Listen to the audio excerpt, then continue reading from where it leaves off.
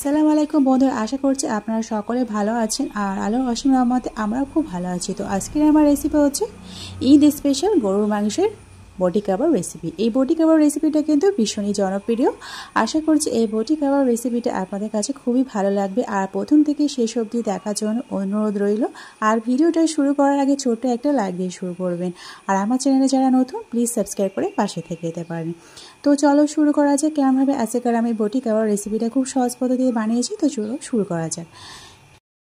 তো বন্ধুরা, আজকে আমি কিন্তু জাল দেওয়া মাংস এখানে একটু ফ্রিজে ছিল, সেটা দিয়ে আমি আজকে বটি কাবাব বানাবো। তো কাঁচা মাংস নিলে বেশি ভালো হয়। যাই হোক, তো আজকে আমি এই জাল দেওয়া মাংস দিয়ে বটি কাবাব বানাবো। তো এই জাল দেওয়া মাংসটা লবণ আর একটু আদা রসুন দিয়ে জাস্ট শুধু সিদ্ধ করে রেখেছিলাম। আর এটাকে একটু বার করে ফ্রিজ থেকে বার করে নেওয়ার পরে আর এখানে আমি খুব একটা বেশি মাংসটা কিন্তু সিদ্ধ হয়নি, সেই জন্য আমি এখানে একটু ঝাল লঙ্কা গুঁড়ো, একটু কাশ্মীরি লঙ্কা গুঁড়ো অল্প অল্প পরিমাণ দিয়ে দিলাম। তারপরে একটু হাত দিয়ে খুব ভালোভাবে মাখিয়ে নিয়েছি। আর দুটো বড় মিডিয়াম সাইজের পেঁয়াজ কুচি রেখেছিলাম, সেই পেঁয়াজটা এখানে দিয়ে দিলাম। যেহেতু আমার মাংসটা সিদ্ধ খুব একটা হয়নি, সেই জন্য এখানে আমি প্রেসার কুকারে দিয়ে সিদ্ধ করছি। আর এখানে পেঁয়াজটা দেওয়া হয়ে গেছে। আর এখানে অল্প কিছুটা পরিমাণ, একদম সামান্য কিছুটা আমি সরষের তেল দিচ্ছি। আপনারা চাইলে রিফাইন তেল দিতে পারেন আর আপনারা চাইলে কিন্তু কাঁচা মাংসের এটা বানাতে পারেন। তো এখানে আমি একটু জিরা পাউডার দিয়ে দিলাম অল্প পরিমাণ, একটু ধনিয়া পাউডার দিয়ে দিলাম অল্প পরিমাণ। এখানে সব উপকরণ দেওয়া হয়ে গেছে। আর একটু কাবাব মশলা দিয়ে দিলাম 1 চামচের মতো। দেওয়ার পরে খুব ভালোভাবে হাত দিয়ে মাখিয়ে নিচ্ছি। এবার এটাকে খুব তাড়াতাড়ি সিদ্ধ করার জন্য আমি এখানে একটু প্রেসার কুকারে দিয়ে আমি সিদ্ধ করব। আপনারা চাইলে কিন্তু কড়াইতে দিয়ে সিদ্ধ করবেন। তো এখানে প্রেসার কুকারে নিয়ে নিলাম আর প্রেসার কুকারে দিয়ে অল্প পরিমাণ জল দিয়ে আমি এটাকে ভালোভাবে সিদ্ধ করে নিচ্ছি। তো আমার ভিডিও যে যেখান থেকে পারছেন দেখছেন, দেশ বা বিদেশের বাইরে, তাদেরকে অসংখ্য অসংখ্য ধন্যবাদ আমার এই আজকের রেসিপিটা দেখার জন্য। তো এখানে আমি অল্প পরিমাণ জল দিচ্ছি। দেওয়ার পরে এখানে আমি প্রেসার কুকারের ঢাকনাটা বন্ধ করে দিয়ে এখানে আমি সিদ্ধ করে নিচ্ছি। এখানে আমি 2 থেকে 3টে সিটি মেরে নিয়ে ভালোভাবে সিদ্ধ করে নিয়েছি। আর এখানে আমার সিদ্ধ করা হয়ে গেছে। আর বেশ কিছুটা কিন্তু আমার এখানে ঝোল ছিল, এই ঝোলটা কিন্তু খুব ভালোভাবে শুকিয়ে নেব জাল করে। তো এখানে জাল করে এখানে ভালোভাবে শুকিয়ে নিয়েছি আর মাংসটা কিন্তু পারফেক্টলি সিদ্ধ হয়ে গেছে। তো এভাবে একটা মিক্সিং বলেতে নিয়ে নিলাম, মাংসটা ঢেলে দিয়ে দিলাম। আর এবারে আমি এখানে এক এক করে এখানে মশলা আমি অ্যাড করব। আর এখানে আমি একটু খুব সুন্দর ফ্লেভার আসার জন্য এখানে আমি একটু গোলাপের পাপড়ি দিয়ে দিচ্ছি। আপনারা চাইলে কিন্তু এটা স্কিপ করতে পারেন।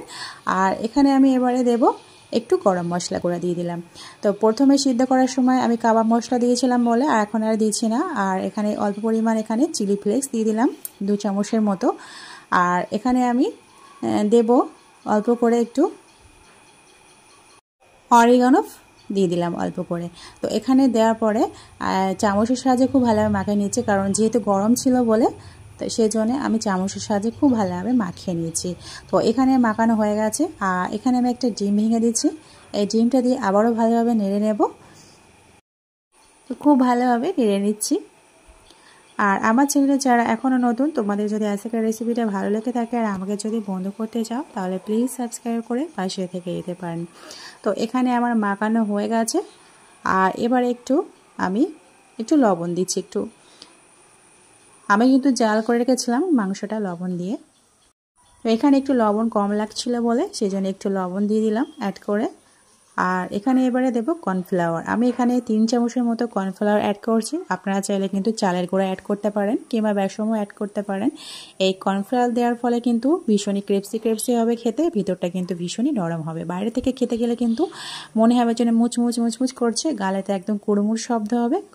তো এইভাবে মাখানো হয়ে গেছে। এবার হাত দিয়ে এখানে 3 চামচের মতো দিয়েছিলাম কর্নফ্লাওয়ার।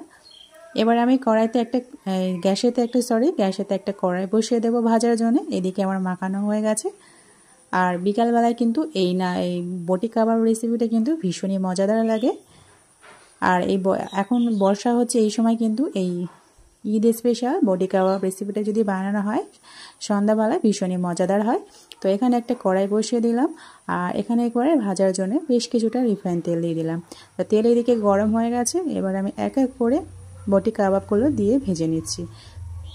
তো এখানে অল্প কিছুটা পরিমাণ, অর্ধেকটা পরিমাণ ভেজে নেব, বাকিগুলো পরে ভেজে নিয়েছি।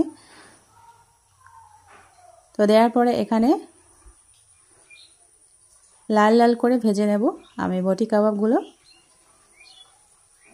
তো তো বন্ধুরা, আজকের আমার এই বটি কাবাব রেসিপিটা কেমন লাগলো কমেন্টে কিন্তু জানাতে ভুলবেন না। আর লাইক করবেন, প্রয়োজনে শেয়ার করবেন বন্ধুদের কাছে। তো আজকে এই পর্যন্ত, আবার অন্য এক রেসিপি নিয়ে আপনাদের সঙ্গে হাজির হব। তো বন্ধুরা, সুস্থ থাকবেন, ভালো থাকবেন।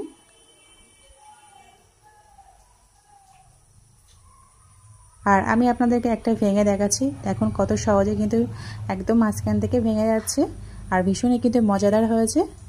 খোদা হাফেজ।